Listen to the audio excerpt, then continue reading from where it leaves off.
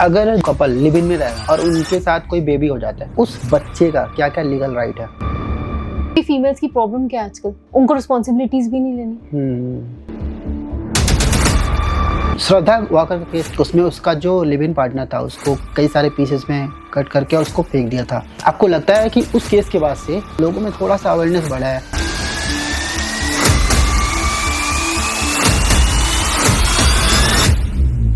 There is no word called court marriage. I'll just object you on that. You follow Satapati, Pandit ji giving mantras, chanting. सब rituals हैं, traditions हैं. Live in में कोई rituals थोड़ी है. Hello दोस्तों, welcome to unfiltered बातचीत podcast के इस कॉन्वर्सेशन में हम एक बहुत ही इम्पोर्टेंट टॉपिक को कवर करेंगे जिसका नाम है लिव इन। दोस्तों, क्या आपको पता है कि लिव इन इंडिया में लीगल है और इंडिया में इसके लिए कौन कौन से कानून हैं उस बारे में आज हम चर्चा करेंगे। लिव इन और मैरिज को कितना अलग दिखाया गया है इंडियन लॉ में, इस बारे में हम बात करेंगे। क्या आपको पता है कि लिव इन में रहते हुए अगर किसी कपल को कोई बेबी हो जाता है तो उस बच्चे का क्या क्या अधिकार है? लिव इन में रहते हुए अगर किसी वुमेन पे डोमेस्टिक वायलेंस होता है तो उसके लिए सरकार ने कौन कौन से कानून बना रखे हैं? दोस्तों, ऐसे तमाम क्वेश्चंस जो एक आम आदमी के दिमाग में आते हैं, जो आम आदमी सोचता है, उसके बारे में हम बात करेंगे। आज की हमारी गेस्ट जो कि दिल्ली हाई कोर्ट की एडवोकेट हैं, मोनिका दोचानिया। तो अगर आप लिव इन को पूरी तरीके से समझना चाहते हैं कि लिव इन रिलेशनशिप क्या होता है, इसके लिए क्या क्या कानून है और भी हर तरीके की जानकारी लेना चाहते हैं तो इस पूरे पॉडकास्ट को देखना। और अगर आपको ये पॉडकास्ट अच्छा लगे तो इस वीडियो को जरूर लाइक करना और चैनल को सब्सक्राइब करना, ताकि हम ऐसे और भी अच्छे गेस्ट को लेके आए अपने चैनल पे और उनके साथ और भी इम्पोर्टेंट टॉपिक्स पर डिस्कस करें ताकि आपको और भी नॉलेज मिले। तो चलिए दोस्तों, शुरू करते हैं आज की अनफिल्टर्ड बातचीत। इंडिया में अभी भी एक सर्वे के हिसाब से मैंने देखा, मैं रिसर्च कर रहा था, तो 78% जो एडल्ट हैं उनको तो पता है कि जो लिव इन रिलेशनशिप है वो लीगल है, पर 22% अभी भी ऐसे हैं जिन्हें पता ही नहीं है कि ये लीगल है। क्यों ऐसा हो रहा है? See, basically, it is all about the awareness. That's the first important thing which I'm directly coming into. Because the legal awareness is very less in our country. Those 22% of people, you can say, जिनको idea नहीं है कि living relation में क्या क्या चीजें होती है, what are the consequences. तो लिविंग रिलेशनशिप होता क्या है, that we need to understand first. Living relationship is basically a relationship which is involving a living arrangement. So you live in a arrangement whereas a couple who are unmarried, they involve into a living relationship and they cohabit together. They have a shared household and this is how they start there. For a certain and a reasonable time period, they go into a living relationship. That is the first condition of a living relationship. So living relationship, anybody can enter into a living relationship and it has become most of the common, like 77%, 78% you're talking about are aware of it because they are choosing it. Why are they choosing it? Because, see, most of the situations, it is like maybe they want to know each other more in a better way and they then plan to get married or they might not plan to get married. ये भी एक important aspect है because जरूरी नहीं है, it is nowhere an obligation कि living में जो है वो marriage होगी ही होगी, because that comes upon this mindset and the setup कि वो किस relationship में involve हो रहे हैं और वो क्यों हो रहे हैं. Okay, got it. But again, question ये था कि अवेयरनेस नहीं है, लोगों में अवेयरनेस क्यों नहीं आ रही है? इसके पीछे का रीजन क्या था? See, there are legal aid campaigns which are run on many things which are there. Protecting a woman, Domestic Violence Act is there, POCSO is there. तो उनको प्रोटेक्ट करने के लिए बहुत सारे लीगल अवेयरनेस कैंपेन्स होते हैं, but the thing is very important is this is a topic wherein the government cannot educate you completely to go into living relationship because it is not a marriage, because it is not tied by the sacred rituals and the customs. There is no sacred thread into this relation. And the mindset of the Indian society is they will never see in a, they have to feel the burnt of the social society thoughts. You have to feel that burn. The woman has to go through all these traumas. She has to, in a workspace also, she will also have that, the strong stigma to all these burns. तो उसके लिए manage करना इतना आसान नहीं है. तो what do you think कि मतलब ये लीगल है, पर अगर हम किसी से बोलते भी हैं अगर नॉर्मली कि हाँ we want to live in relationship, तो अभी तक सोसाइटी के दिमाग में ये चीज है कि ये इलीगल है। ये ग्रे एरिया कहाँ से आ रहा है, ये डाउट वाली चीजें कहाँ से आ रही हैं? See, it is legalized because there are certain. Okay, मतलब earlier it was not legalized. Right? Earlier it was not legalized because the problem was the legitimacy of the child. If we see a child born out of this living relationship is legitimate. And in the provisions of Section 26 of Hindu Marriage Act 1955, in that also there are where are marriages under Special Marriage Act also there are marriages which are voidable and void. In void marriage, those marriages are invalid from the starting. Voidable marriages are those where there was an impotency, there was a fraud, and the child was born. Still, the child was illegitimate. I was going through research and all, तो मुझे एक चीज देख के समझ में आया कि जो लिव इन रिलेशनशिप है ये मतलब एक ऐसा टॉपिक है ना कि most of the people actually don't aware about it. ठीक है, तो गवर्नमेंट कौन कौन से स्टेप्स ले सकती है कि लोगों को ये पता चले कि what is live in relationship, ठीक है, how it happens, how it works, क्या क्या लीगल राइट्स होते हैं। गवर्नमेंट ने अभी तक कोई ऐसा कदम उठाया है या सोच रहा है? आपके अकॉर्डिंग क्या करना चाहिए गवर्नमेंट को? और See, you know, there are certain modern situations in India which has come up because of the modern culture we are adopting, the European culture we are adopting. But problem क्या है? The problem ये है, like I said, the mindset of the Indian families. वो acceptance नहीं है. वो आप government इस पे workout भी करे, but still there is no acceptance by the families. The girl and the boy who are unmarried couples staying together is not seen in the right eyes. Irrespective of the government do anything, or maybe the court is giving protections to the women through domestic violence. Irrespective, the women are being protected under grounds of cruelty.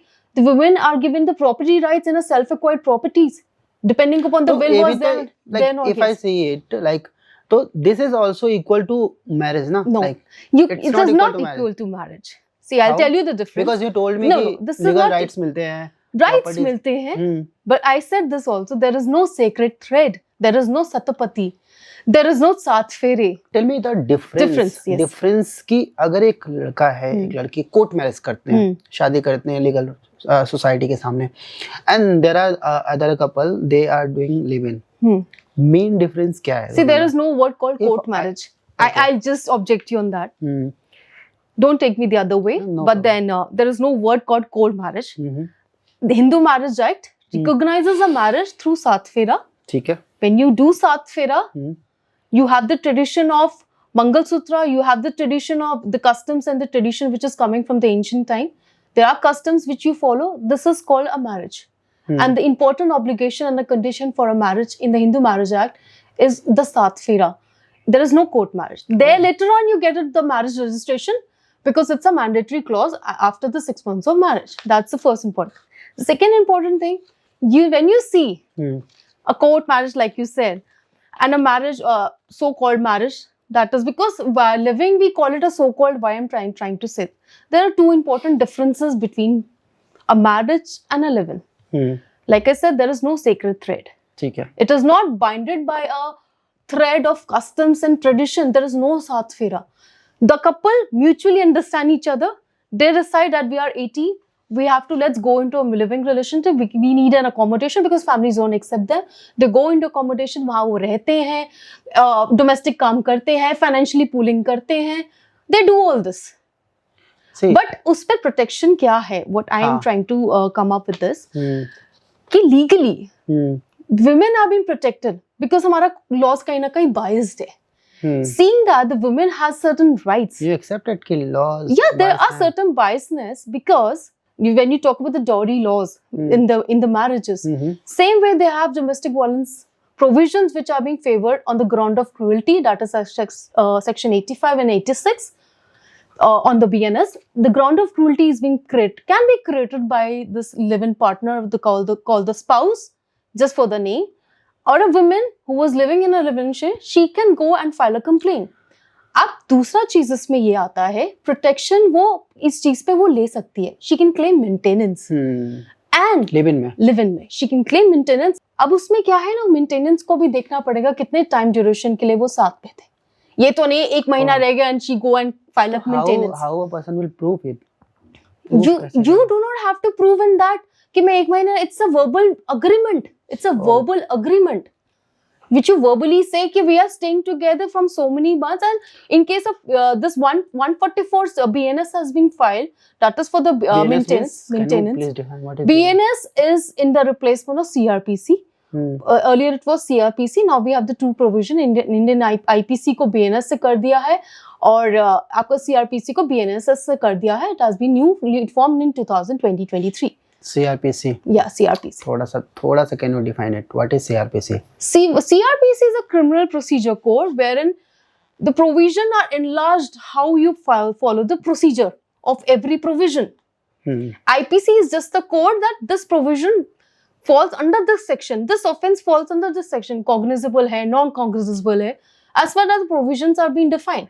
But CRPC is a procedure you have to follow. That is BNSS.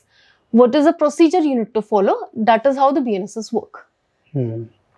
So again I will come with the same question I started. कि आपने कहा कि court में there is nothing called court marriage. Right. Like I have heard it first time in my life.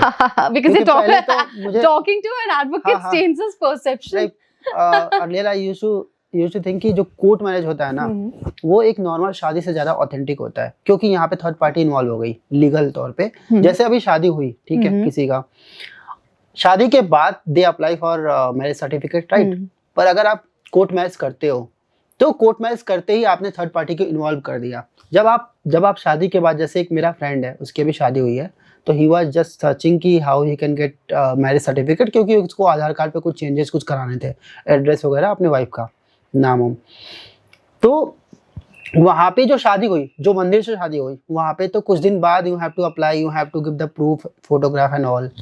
इस हिसाब से देखा जाए तो मुझे तो लगता है कि कोर्ट मैरिज इज बेटर क्योंकि आप यहाँ पे ऑथेंटिक है. Law does not differentiate between court marriage, this procedure you are talking about, because there is no such court marriage. The marriage which goes through a procedure of Hindu Marriage Act that follows a procedure सात फेरे. This is what we do in the marriages. सात फेरे होते हैं, पंडित जी होते हैं, सात फेरे लेते हैं. और you go to Arya Samaj, Arya Samaj में भी यही हो रहा है.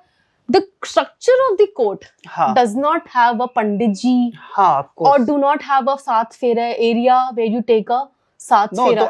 Especially in Delhi. You can say कि वहाँ पे there is no such thing wedding in the court. But marriage तो होता है ना. देखो मैरिज का एक ही कंडीशन है, you should be obviously 18 plus age, there should be consent, that is a very legal things which I am talking about, and plus there should be saat फेरा.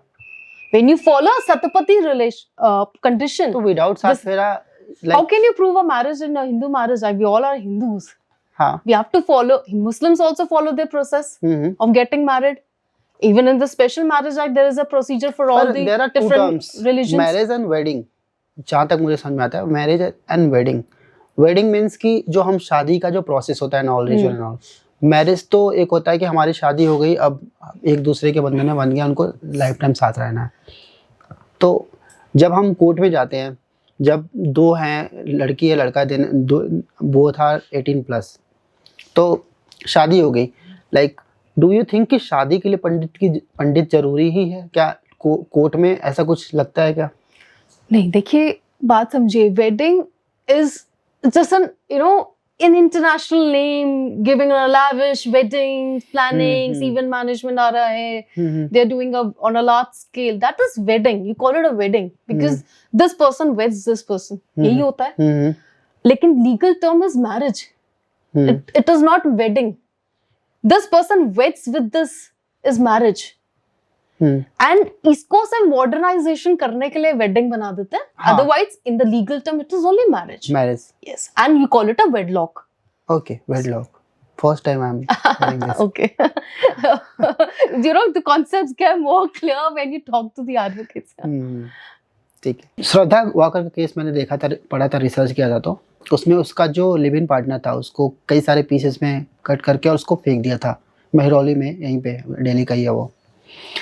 आपको लगता है कि उस केस के बाद से लिव इन को काफ़ी हाईलाइट किया गया क्योंकि उसको नेशनल टीवी पे भी दिखाया गया, सारे न्यूज़ में है. आपको लगता है उसके बाद से लोगों में थोड़ा सा अवेयरनेस बढ़ा है?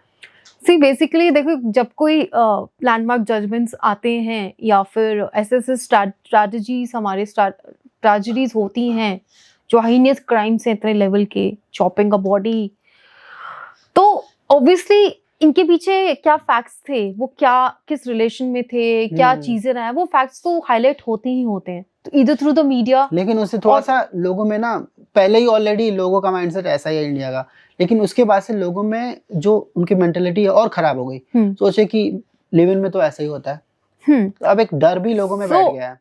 That is what I am constantly saying. You know your partner first. अगर वो अपने पार्टनर को जानती, हो सकता है उनका क्रिमिनल बैकग्राउंड रहा हो, somebody who is chopping is expert in chopping. उसको कहीं ना कहीं चॉपिंग करना आसान है ना उसके लिए. How do you know to chop a body? I don't know. I don't even know how to break something. Somebody who, this is what is important. Choose a right partner for the living. If अगर आपकी criminal background रहा है, आप offences में रहे हैं, आपके against FIRs हुई हुई हैं, आप हीनियस क्राइम्स इन्वॉल्व हैं, still you ignore this fact and say कुछ नहीं होता. That's the mentality of many of the females. Blind dates कर रही हैं females. These are very sensitive, very scary also. You don't know whom you are going to meet through a social media.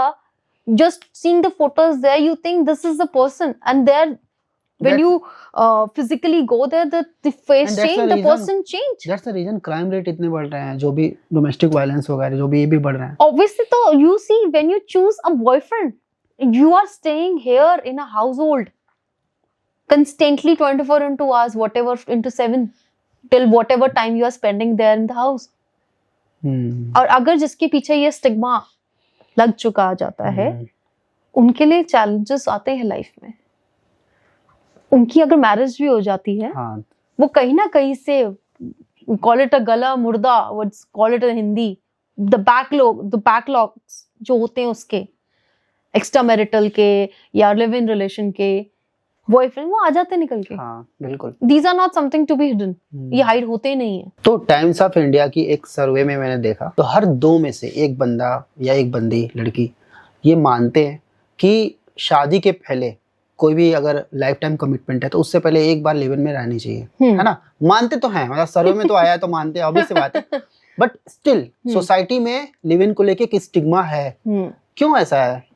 सी देखिए, Indian society ऐसी society है जो बहुत sophisticated life जीती है, और उसमें modern culture, modern thoughts, acceptance बहुत डिफिकल्ट है. Living relation has become a modern society culture. अब इसमें क्या है ना, what happens in live in relation, ज्यादातर जो दूसरे स्टेट्स में जॉब कर रहे हैं, वो लोग क्या करते हैं, वो अपने लिए अकोमोडेशन ले लेते हैं and they find a partner, a female और अ मेल, व्हाटएवर, वो भी उनके साथ आ जाते हैं.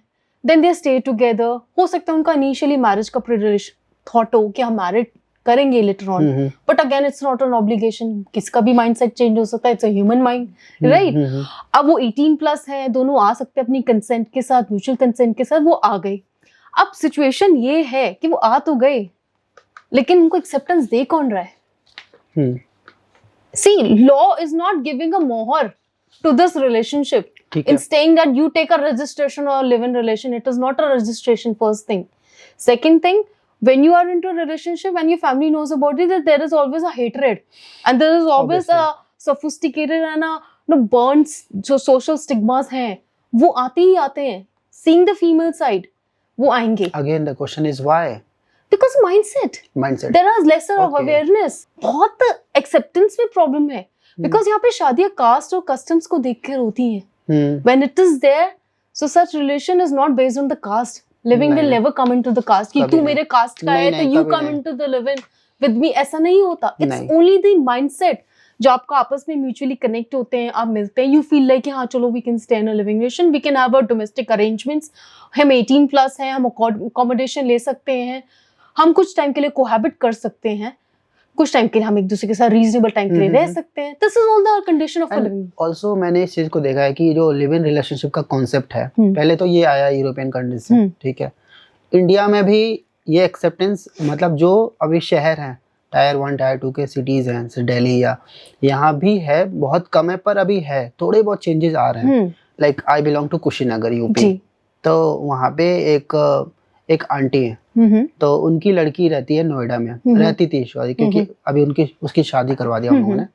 तो उन लोगों को पता चला कि उनकी लड़की लिव इन में रह रही है, एंड शी वाज जस्ट 21 और 22 इयर्स ओल्ड. पता है उन्होंने क्या किया? उसकी शादी करा दी 6 महीने के अंदर. तो see it's about mentality like cool, but वो थोड़ा सा वो डरते भी हैं कि लिव इन में है, कहीं बंदा मार दे, कुछ हो जाए, उसके साथ गलत हो जाए, शादी करा दो, कहीं और भेज दो। देखिए ना, कौन रिस्पॉन्सिबिलिटी किसकी है? लिव इन में किसी की कोई रिस्पॉन्सिबिलिटी नहीं है। Your family has no role to play, they will not intervene, they will never come to your home and see के तुम लोग क्या कर रहे हो, what you do, how you live, nobody is interested. You are left on your own at your own risk कि आप जाओ रहो। पीजीज में लोग रहते हैं यहाँ पे आके दिल्ली में, जो दूसरे स्टेट से आते हैं, what they do, they stay like this, और one BHK accommodation it is there to survive themselves. वो एक रिलेशन में आते हैं, लिव इन रिलेशन में आते हैं, ताकि वो मैनेज कर सकते हैं, फाइनेंशियली पूलिंग कर सकते हैं, and they go to their respective work place, they come back. This is social engagement is there, domestic arrangements is there, financially एक दूसरे को सपोर्ट कर रही है। लेकिन marriage is again is not an obligation. भैया नहीं करे कोई कर सकता है, कोई नहीं कर सकता। That is totally on the mindset again of both any of the unmarried couple who is not interested. हम आते हैं नेक्स्ट क्वेश्चन पे। अभी कुछ दिन पहले लाइक मैं बाहर था, मैं रूम देख रहा था, वन ऑफ माई एक दोस्त के लिए देख रहा था, शी इज लाइक वुमेन। तो लैंडलॉर्ड से उसने पूछा कि अगर मेरे फियांसे आए कभी कभी, इस बॉयफ्रेंड, ठीक है, तो उसने फियांसे इसलिए बोला कि थोड़ा सा ये बेटर वर्ड, बट तो आए तो आपको कोई प्रॉब्लम तो नहीं ना? तो लैंडलॉर्ड वाज लाइक कि वो 5 मिनट तक सोचता रह गया, क्या बोले, हाँ ना, माइंडसेट। तो मेरा क्वेश्चन है कि अगर मैं कहीं रूम लेता हूँ, कहीं फ्लैट्स लेता हूँ, और लैंडलॉर्ड मना करता है कि नहीं मैं नहीं दे सकता, कोई अगर लड़की के साथ रहोगे तो, लिव इन में रहोगे तो, क्या हमारे पास कोई लीगल रेमेडी है कि मैं कहूँ कि नहीं नहीं आपको देना पड़ेगा, आप मना नहीं कर सकते? देखिए, लैंडलॉर्ड का अपना घर है, उसकी अपनी मर्जी है, टोटली अग्री, राइट? वो किसी को किसी भी कंडीशन में दे, वो कब किसी को जाने को बोल दे। आजकल तो ये भी हो जाता है, हाँ, कि कैसी सिचुएशन में देख लिया तो आप जाइए जी, अगले दिन घर खाली कर दीजिए without the prior notice. Reality है ये। फिर वहां पे रेंट एग्रीमेंट आते हैं, चेकिंग होती है, क्या था, क्या कंडीशन था, टेनेंसी का क्या था, that is what. But acceptance, it is again the mindset. है तो इंडियन फैमिलीज ही सारी, जो माइंडसेट का स्ट्रगल है वो यही है। मेरा ये है कि अगर ये लड़का है 18 प्लस है, लड़की है 18 प्लस है, ठीक है, और ठीक है, मतलब मैंने छोड़ दिया कि उनकी सोच ऐसी है, बट स्टिल अगर मैं चाहूँ लीगल हेल्प लेना कि नहीं ये इंसान है, और he can also give in return कि हाँ मैं रिटर्न में देता हूँ कि मैं, तुम अगर लिव इन में रहोगे तो मैं तुम्हें रूम नहीं दूंगा, ठीक है, वो अपने कंडीशन दे रहा है, तो क्या हमें गवर्नमेंट, क्या हमें लॉ ऐसा प्रोटेक्शन देगी कि नहीं नहीं you have to give, it is legal, तो आप कैसे कर सकते हो? हम लॉ के बेसिस पे लड़ सकते हैं इस चीज को लेके। See in terms of taking it on a rent. हाँ, अब हम थोड़ा सा इसको और थोड़ा डिफरेंट, थोड़ा क्वेश्चन को और अलग बनाते हैं। वो रेंट नहीं है, मैंने अपना घर लिया हुआ है, ठीक है, और उसको पता चला कि उस सोसाइटी में सारी फैमिलीज रहती हैं, लेकिन मैं ही अकेले बंदा रहता हूँ, और मैं ऐसे लिव इन में रहता हूँ किसी के साथ। सारे सोसाइटी वाले मिलके कह रहे हैं कि आपको खाली करना पड़ेगा क्योंकि आप लिव इन में रहते हो, इससे हमारा सोसाइटी खराब हो रहा है। हालांकि उनकी सोच खराब है, हमारी नहीं है। क्या हमारे पास कोई लीगल, कोई ऐसा लॉ प्रोटेक्शन है कि हम बोले कि नहीं भाई ये लीगल है, आप मेरे को ऐसे नहीं बोल सकते? एक कपल है, उन्होंने चाहे सेल्फ एक्वायर्ड था किसी का, या जॉइंट पोजेशन में लिया है, वो पोजेशन खरीद लिया है, राइट? जब उन्होंने खरीदा है, अब police not married, I am talking about living only, they the police can not interfere. कभी पुलिस को बुला लेंगे, police can not summon and detain these people just because they are living in a relationship. They cannot do that. ये myth है कि police को बुला लेंगे, इनको निकाल दे। They are the owners. One of them will be owner or both of them will be owner. They cannot. Police will not interfere or detain somebody. Can't even तुम अलग रहो। अच्छा, ठीक। Separate. Because they are 18 plus. हाँ, 18 plus, and they have a right to Article 19 and Article 21 of the Constitution has a right to life and liberty, personal liberty, and they can settle. 19D and E says that you can settle in anywhere, any territory of India. You can travel across any territory of India. So nobody is there to speak above articles which are there in the Constitution. Police will also has to work under the ambit of the provision in the BNS and BNSS. उससे अब वो नहीं जा सकते, उनके पास unlimited power नहीं है कि वो किसी को भी बुलाएं, आप सेपरेट हो जाओ। No, they can not direct anyone. अगर ऐसा कोई कपल है, like they are not married, they are living in a live in relationship, उन्होंने अपना खुद का खरीदा हुआ है, बट जो मैंने आपको कंडीशन बताई, उस इंसान को, उन दोनों कपल्स को क्या करना चाहिए? First of all, what will be the first procedure to protect themselves? To protect themselves, देखो, females has a protection right in terms of talking about the male side, the men. See, वो तो 3 चीजें claim कर सकती है mail के side से, अगर वहाँ क्रूरल्टी है। सोसाइटी को तो I've told you, nobody can make them separate, nobody can say आप जाओ घर छोड़ो, ये सब नहीं कर सकता कोई, right? The second thing is, अगर female has to take a protection under the protection because of the society, not because नहीं, सोसाइटी के लिए तो कोई प्रोटेक्शन क्या है, इसमें कोई प्रोटेक्शन ही नहीं है। आप अपने स्पेस में हैं, आप 18 हैं, आप अपनी कंसेंट से हैं, म्यूचुअली अग्रीड हैं, नो पुलिस कैन डिटेन और समन यू, क्या लग रही है? तो जो पहला क्वेश्चन था लैंडलॉर्ड वाला, अगेन आई एम कमिंग, उसमें हम कुछ नहीं कर सकते बिकॉज वो उसकी सोच है और वो उसका प्रॉपर्टी है, तो ही कैन डिनाई कि हम नहीं देंगे, राइट, है ना? लेकिन जहां तक मुझे लगता है, आप मेरे को बताना मैं सही हूं या गलत हूं, लेकिन वो लीगली लिख के नहीं बोल सकता है कि because they are living in relationship, इसीलिए मैं नहीं दे सकता। See there the rent agreement और एनी कॉन्ट्रैक्ट और agreement can not have this line कि आप लिव इन में हैं तो मैं आपको नहीं दे सकता। That is their right, they have a right to cohabit, they have a right of it because they are 18 plus, they are mutually agreed to stay in that accommodation. This is they are together, this is why they are together. जब मैं research कर रहा था podcast से पहले, तो मैंने देखा कि 34% जो पेरेंट्स हैं वही लिव इन को एक्सेप्ट कर पाते हैं, तो majority of the parents even don't accept it कि हाँ लिव इन में जाओ। तो इससे वुमेन के जो सेफ्टी का जो इशू होता है, जो डिसीजन मेकिंग को लेके जो प्रॉब्लम होती है, वो कितना चैलेंजिंग होता है दोनों कपल्स के लिए, मैन एंड वुमेन के लिए। See, देखिए, पहले तो लिविंग रिलेशंस की जो कंडीशंस हैं, हाँ, वो कंडीशंस फुलफिल हो रही हैं, तभी तो आप लिविंग रिलेशन में जा रहे हो। हाँ, taking care of both the partners, I am not saying specifically for the women, even the male side. आप लिविंग रिलेशनशिप में कब जा रहे हो? When you both mutually agree to it. हाँ, ठीक है। Then second thing is when you have attend 18 years of age, you know the consequences, आप जाएंगे तो obviously there will be a period of cohabitation also. You have to stay in that household.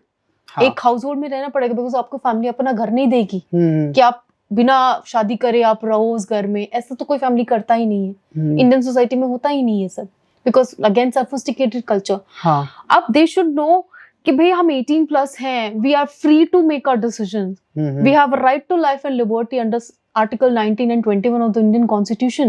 We can travel here, we can settle anywhere. तो इनको अपने rights पता है, वही decision making power अपना स्ट्रॉन्ग बना के उसमें इन्वॉल्व हो सकता है। पर इससे क्या कि जो वुमेन है अगर लिव इन में जाने वाली है, जो मैन है, खासतौर से वुमेन, तो डोंट यू थिंक कि ये बहुत चैलेंजिंग बना देता है, क्योंकि वो ऑलरेडी जा रही है किसी के साथ रहने, वो एक तो रिस्क ले ही रही है, ठीक है, because she has fallen in love and all, ठीक है, ऊपर से जो पेरेंट्स है वो उसको और चैलेंजिंग बना रहे हैं, तो डिफिकल्ट नहीं हो जाता है? सर लिविंग रिलेशन तो है ही challenge.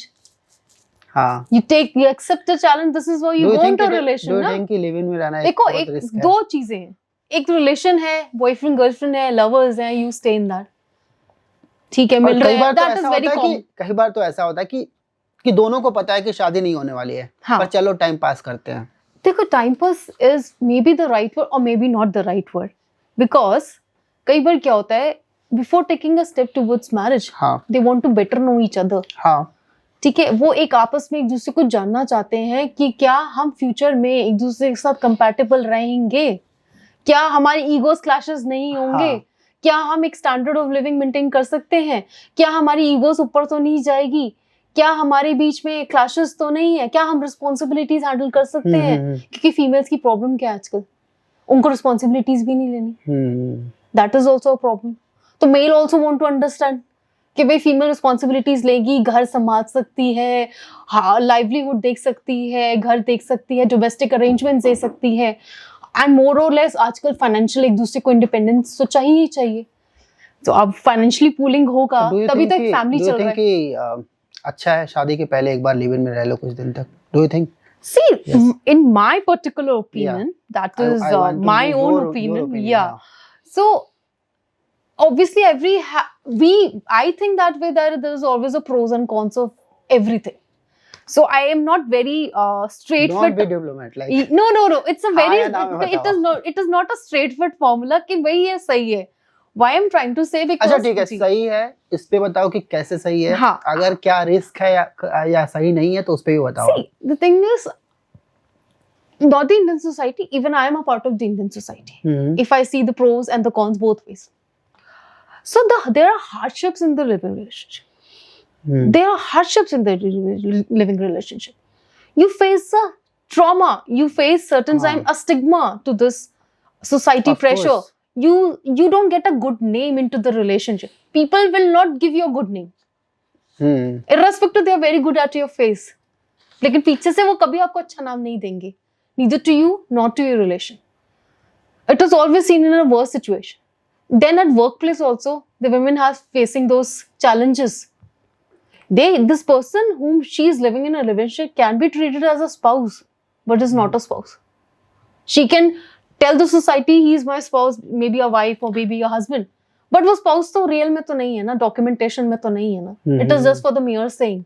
Because they have to any which ways check their things and all, उनको ढकना है, उनको protect करके चलना है. तो they say this she is a spouse and he is a spouse. This is the first thing. The other side of the coin is, see, living relation concept has come. First important thing is to know the mindset of each other. ठीक है. To see how we can, economically, socially engage ourselves together in a same shed, under a same roof, under a same household. ठीक है. How the other person and me, that is both husband and wife, can involve into getting money to the home. That is financial pooling. Like working class, you have to manage work. तो like each and everything will like you have to manage it. So that is what. Even sometimes some people like I have so many friends. They actually tell me about live-in. तो वो बताते हैं कि even कि कोई बंदा बैठा बोलता है यार चार्जर दे दो अपने पार्टनर से. स्टार्टिंग में तो सब कुछ सही था, तू ले लेना, इस पे झगड़े हो जाते हैं. Ego clashes. हाँ. That's what I ego say. clashes. This is what is being interpreted in this relation. तो देखा जाए तो सही है ना लिव इन में रहना. देखिए सही नहीं है. सही है भी और सही नहीं भी. आप अपने पर्सनल पॉइंट ऑफ व्यू से चीजों को देख रहे हैं. ईगो क्लैशेस ना हो. हमारी अंडरस्टैंडिंग होनी चाहिए. हम रिस्पॉन्सिबिलिटीज लेनी चाहिए. हमें पता होना चाहिए हमारे राइट्स क्या हैं. फीमेल्स को पता होना चाहिए कि हमारी ये चीजें सब सही है कि वो प्रोटेक्शन ले सकती है क्रूल्टी के अंदर. अगर उसका क्रूल्टी हो रही है, चाइल्ड बॉर्न हो गया तो चाइल्ड बॉर्न का कस्टडी कैसे. और चीज आता है जी, जो सोसाइटी का आपने बताया कि माइंडसेट तो है ही है. डू यू थिंक कि एक जेलस वाला भी फैक्टर होता है कि भाई मैं नहीं रह पा रहा हूँ तो ये कैसे रह रहा है. फॉर एग्जांपल कि मैं बता रहा हूँ, एक मेरा फ्रेंड था तो वो लिव इन में रहता था. तो उसका जो लैंडलॉर्ड था वो तो परेशान करता था. कभी लाइट कट कर दिया, कभी पानी बंद कर दिया. बिकॉज दे नो कि भाई लिव इन में रह रहा है. मैंने क्या बोला, नजरिया. This is what is I am taking it a very right word, नजरिया. जो लिविंग का नजरिया है को देखने अलग का, अलग लोगों का अलग अलग, वो परसेप्शन बहुत अलग चलती है. बहुत अलग चलती है. लेकिन एक चीज तो मैं कहूंगा कि इतना तो चेंजेस आ गए अपने सोसाइटी में कि हम यहाँ पे बात कर पा रहे हैं उस टॉपिक पे. क्योंकि earlier it was kind of कि लिविंग इज लाइक कि भाई कैसे कर सकते हो, ये तो पाप है ये वगैरह वगैरह. बट अभी थोड़ा सा तो चेंज आ रहा है. Do you think? उसके रीजंस ये हैं कि इसमें protection to a woman law हमारा देता है. हाँ, पहले नहीं था क्योंकि अवेयरनेस इतना नहीं था. लिविंग जब कॉन्सेप्ट आया, जब उसमें चैलेंजेस देखे कि भाई अगर लिविंग में कोई पार्टनर है is called a spouse for the society, वो क्लेम कैसे करेगी चीजों को. उसकी डेथ के बाद अगर मान लो एक husband dies, husband I consider husband, female कैसे उसकी सेल्फ एक्वायर्ड प्रॉपर्टी और जॉइंट पोजेशन को क्लेम कर सकती है. मेंटेनेंस अगर वो एग्जिस्ट करता है तो मेंटेनेंस कैसे क्लेम कर सकती. So all these points on this, there were certain committees also being made to see the challenges of the maintenance and see the offenses against the women which was there. So they were an extended definition of a wife. Wife एक वो नहीं रह गया था. इस committee ने जब form हुआ था, मेलिमत committee was being formed in the year 2000. What is this? I'm coming to that. So it was being formed by V.S. Melimat in the year 2003. Melimat. Yes, that's was justice of Jharkhand, of Karnataka High Court, as well as she was the Chief Justice of Karnataka High Court, as well as the High Court of Kerala. There was a committee formed.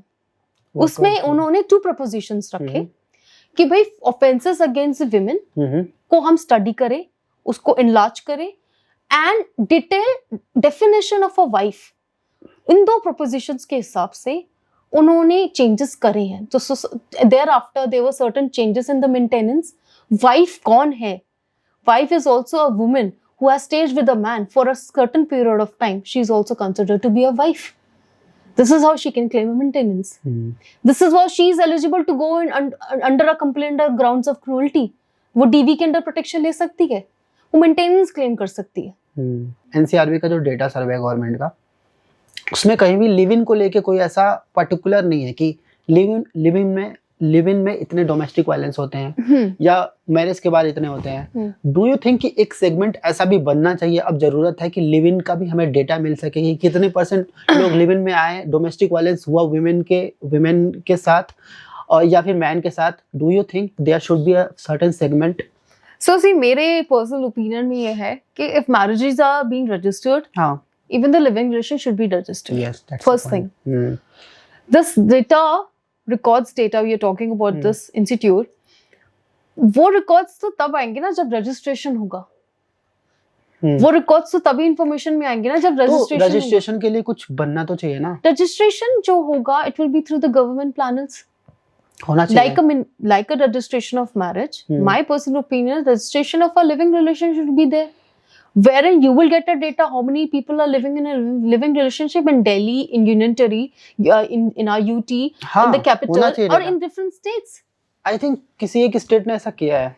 I'm not remembering. इसने I think Chhattisgarh या किसी ने किया है. Living relationship का registration. Do you think कि पूरे India में ऐसा होना चाहिए? बिल्कुल होना चाहिए. क्या इससे बेनिफिट? अब चीजें हाइप्ड हो रही हैं. You know, we are talking on this topic particularly today. And there could be many other people who are talking about it. To be honest, बहुत सारे लोग चाहते हैं इस बारे में बात करना. They don't talk about it, you know. Right. And there are so many people. खासतौर से वुमेन सेफ्टी के लिए अगर हम बात करें तो बहुत डेंजर है ये लिव इन. क्यों? क्योंकि वुमेन को बताना नहीं है. सोशल स्टिग्मा है, फैमिली एक्सेप्टेंस है नहीं. अगर मान लो there should be a law, there should be a procedure कि जाके at least they both couple decide कि भाई चलो रजिस्ट्रेशन करा लेते हैं कि we are living. और वो भी ऐसा होना चाहिए कि they will not inform your parents and all because we both are 18 plus. तो पेरेंट्स को बताने का कोई सवाल ही नहीं है ना. तो there should be a registration and all kind of thing कि in future अगर दोनों हैं at least इतना तो committed रहेंगे कि हमें एक दूसरे के लिए कुछ गलत नहीं करना है. अगर मैंने गलत किया तो I have already registered, तो फिर मैं अंदर जाऊंगा. क्योंकि कोई रजिस्ट्रेशन कुछ ऐसा नहीं होता है तो चांसेस और बढ़ जाते हैं कुछ गलत क्राइम होने के. और सडन क्या होता है जब कॉन्फ्लिक्ट होता है तो उस टाइम पे दिमाग काम नहीं करता है. लेकिन अगर बीच में लॉ आता है तो कहीं ना कहीं maximum people like if I talk about maximum people वो क्राइम इसलिए नहीं करते क्योंकि वो डरते हैं. वो डर अगर वो रजिस्ट्रेशन कराएंगे, अगर उनका एक कहीं ना कहीं एक लिखित तौर पे रहेगा कि हाँ I and her like living in a living relationship या एक जगह रह रहे हैं, तो डू यू थिंक इससे क्राइम कम होगा? देखिए बेसिकली लिविंग रिलेशनशिप में आप तब ही आइए जैसे आपने कहा 18 years, that is one of the important criteria. पहले आप क्रिमिनल बैकग्राउंड चेक करिए. हाँ. The person should not have any registered FIR against any other person. How she or he can check? That is, you go to the police station. You check the details of the person. Can we do this online? Police, you have the police in online कुछ ऐसा है कर सकते हैं? Basically आप online से अच्छा manual चाहिए. You ask for the data. Police भी है कई बार, जैसे कि पुलिस वाले जो लोग भी हैं वो भी कई बार इस चीज का फायदा उठाते हैं, परेशान करते हैं कि कहाँ कर रही है और फिर they will call and all. तो डोंट यू थिंक कि और रिस्की हो जाएगा चेक करना भी? सी अगर देखिए, अगर आपको पता है कि I am staying with the right partner, whom you know, the family background is good, family अच्छी है, इनकी फैमिली अच्छे से आते हैं, हम एक दूसरे के बारे में जानते हैं, और अगर आपको बेनिफिट एक थोड़ा सा भी डाउट है कि they can be a situation where this person has a criminal offence और क्रिमिनल बैकग्राउंड, या इसके नाम पे कोई FIR और the complaint was registered earlier, तो आप उस पर इंक्वायरीज ले सकते हैं, इंटेरोगेशन आप कर सकते हैं, जाके पूछ सकते हैं. अगर दो कपल हैं और they both are living together in a they are in a living relationship और दे आर लिविंग टुगेदर, ठीक है, क्या उसमें पुलिस इंटरफेयर कर सकती है? तुम नहीं रह सकते हो. Like I mentioned it before, police cannot detain someone They cannot अगर summon mention someone. कर They रही है, cannot अगर if separate the they couple. are harassing, तो Police cannot harass also. They do not have unlimited like I have power seen of so doing many anything. videos also कि they come, police like come and they make videos and they harass कि मैं अगर तुम नहीं अगर पैसे दोगे तो मैं तुम्हारे फैमिली वालों को That is बताऊंगा. a different situation. See, How? corruption and trying to extort money is very different. Because, like I said, police do not have unlimited power to summon, to detain, to harass a living relation couple. Okay, like let me give an situation. दो couple है, live in में रह रहे हैं, police आई, they are making videos कि देखो अगर तुम लोग मेरे को इतना सर्टेन अमाउंट नहीं दोगे, मैं तुम्हारे फैमिली वालों को पूछूंगा और they are just scolding them, उन्होंने उनका फोन भी छीन लिया है. What would be the first thing those couple should do? वो चाहते भी नहीं उनकी फैमिली जाने, बिकॉज माइंडसेट अगेन है ना, they are not wrong in their way, they are good, they are taking time, they might get married, they might not get married. They can approach the court of the competent jurisdiction, and police can call parents you need also. to consult an advocate on this. कि मेरे पास police आई, उन्होंने हमें harass किया, उन्होंने हमें defame किया, उन्होंने हमें सेपरेट होने को बोला, उन्होंने हमें डिटेन किया, हम उनसे हमसे पैसे मांग रहे हैं, उन्होंने हमारे, यू कंसल्ट एन एडवोकेट. अब वकील का काम भी तो है ना, वकील will do all this. You go talk to an advocate, you speak to them about all the whatever was the misconduct, he will take charge of everything then. अगर प्रूफ हो गया कोर्ट में तो क्या पुलिस के खिलाफ कार्रवाई होगी? lot of things are there. They get suspended also. Okay, live in में रहने के बाद ब्रेकअप हो गया उनका, ठीक है, and women want to get some legal action and all, क्या क्या उसके पास मतलब राइट्स होते हैं? See, अगर उनका ब्रेकअप हो जाए, first thing is maintenance. Second thing is the protection. If there is a child born, she can have the child custody also. ठीक है, because the child born is legitimate. I'll come to that later. Third thing, she can have the property rights in case it is a self-acquired, depending upon the will or any joint possession is there. How can she prove it? Like, I'm coming to that. So, what is maintenance is defined under 144 of the BNSS. Earlier it was 125 CRPC. Like I mentioned it, कि अब changes हो गए हैं. The provisions are being changed. The section numbers are being changed.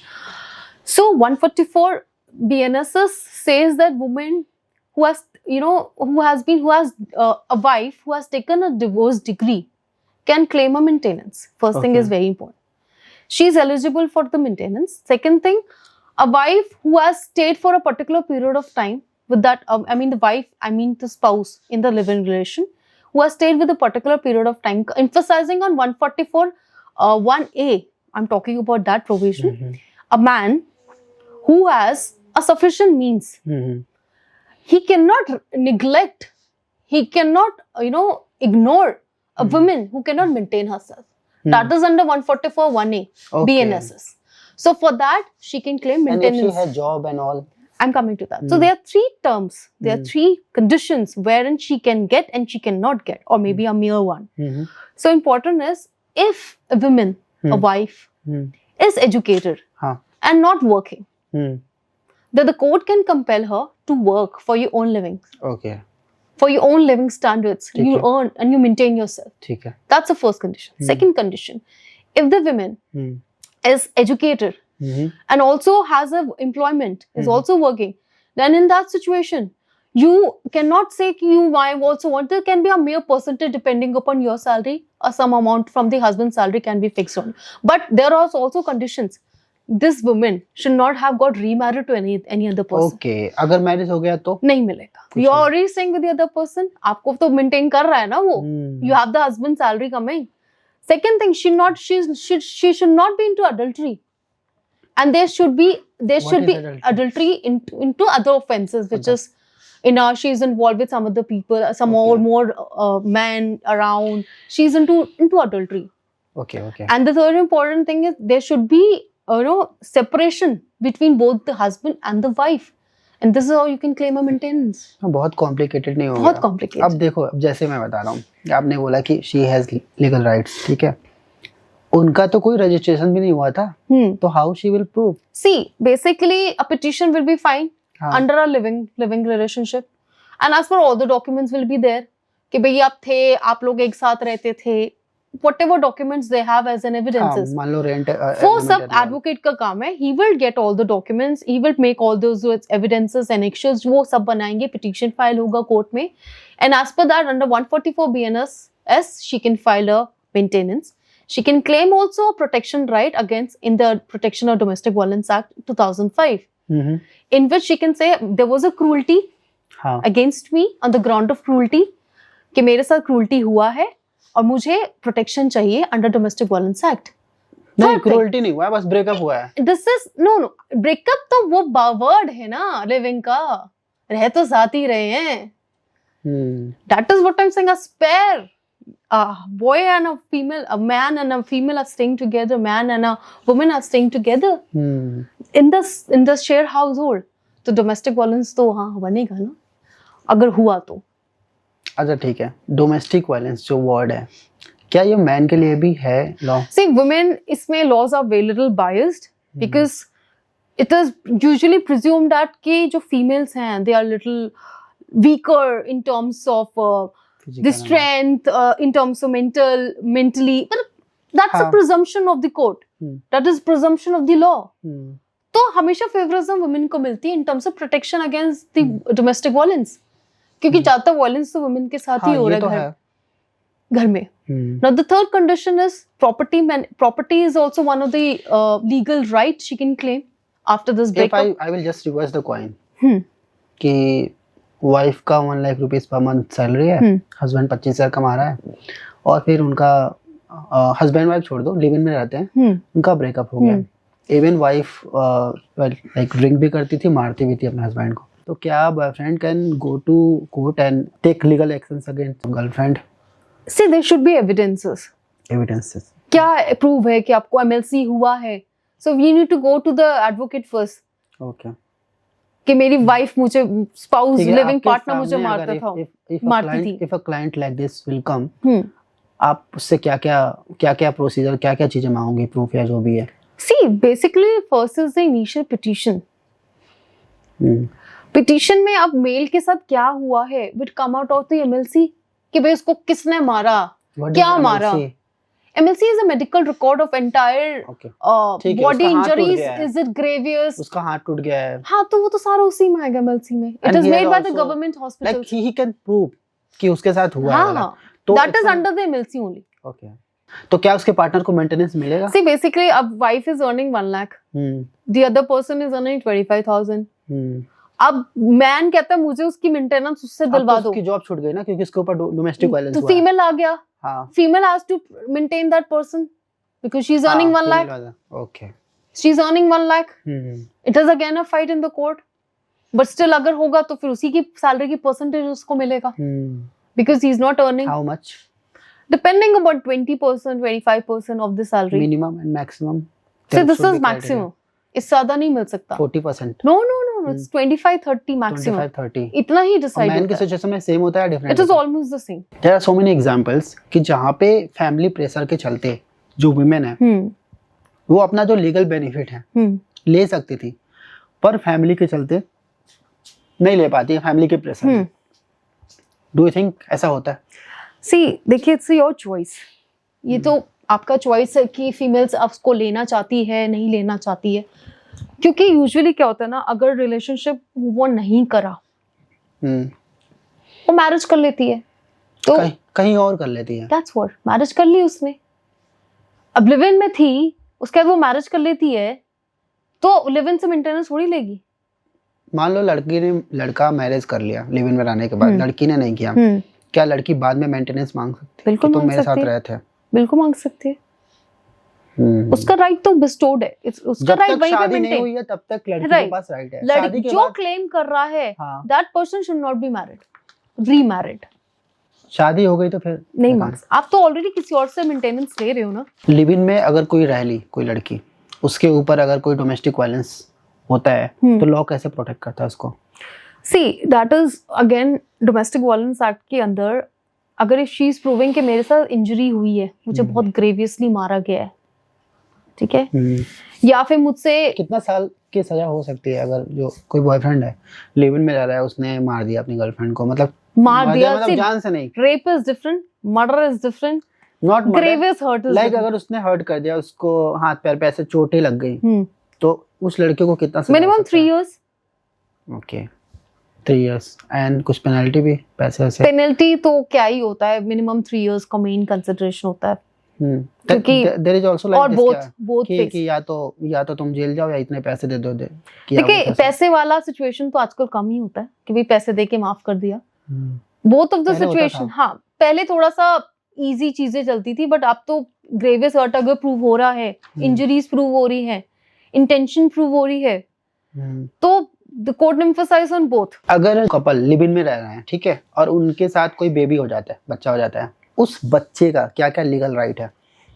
See, the mother can claim a child custody also. ठीक है, मान लो अगर वो सेपरेट हो जाते हैं, हाँ, the child born out of this living relationship is legitimate, जो मैं आने कई बार मेंशन किया, वो legitimate ही कहलाएगा। अब now there are two things. ठीक है, Section 26 of the Hindu Marriage Act 1955 and Section 16 of the Special Marriage Act Hindu Marriage Act. What they say about the marriages which are void and voidable. Void marriages are those who are invalid from the starting. ठीक है, Voidable marriages are those which were done through fraud or there was an impotency which later got to know.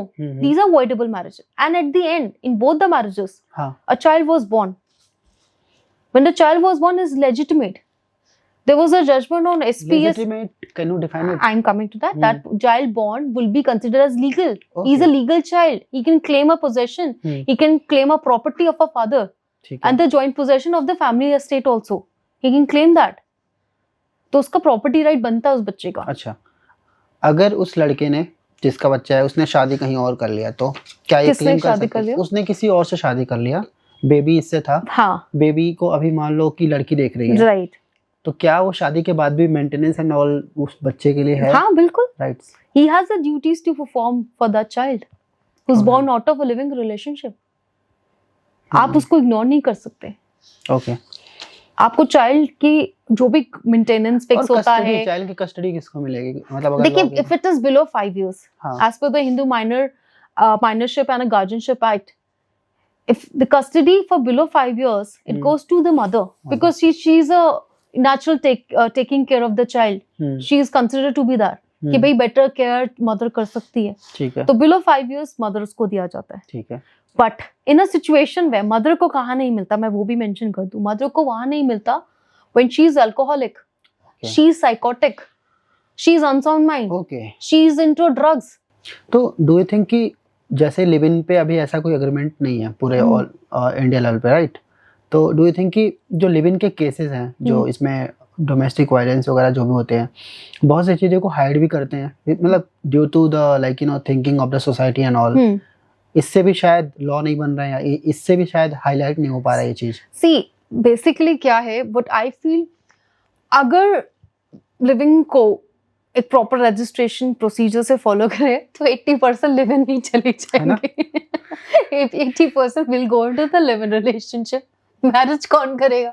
Marriages कोई करेगा नहीं। अभी भी situation ये है कि their divorces increasing day by day, increasing day by day, so many pendency in the court of mutual and the contested divorce।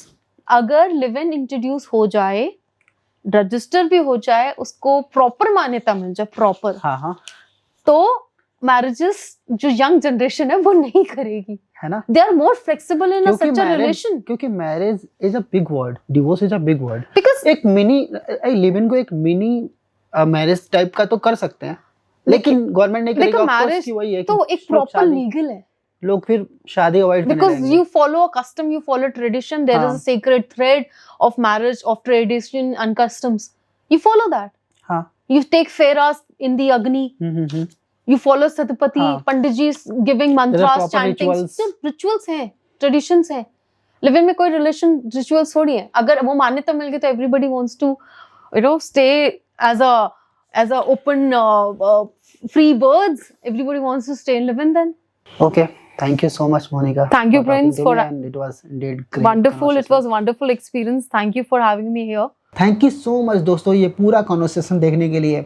अगर आपको ये वीडियो अच्छा लगा हो तो वीडियो को लाइक करें और चैनल को ज़रूर सब्सक्राइब करें, ताकि हम अपने अनफिल्टर्ड बातचीत चैनल पर और भी अच्छे अच्छे गेस्ट को लेके आएँ और भी इम्पोर्टेंट टॉपिक्स पर उनके साथ कॉन्वर्सेशन करें। मिलते हैं आपको अनफिल्टर्ड बातचीत के नेक्स्ट एपिसोड में। तब तक के लिए आप अपना और अपने फैमिली का ध्यान रखें। Thank you.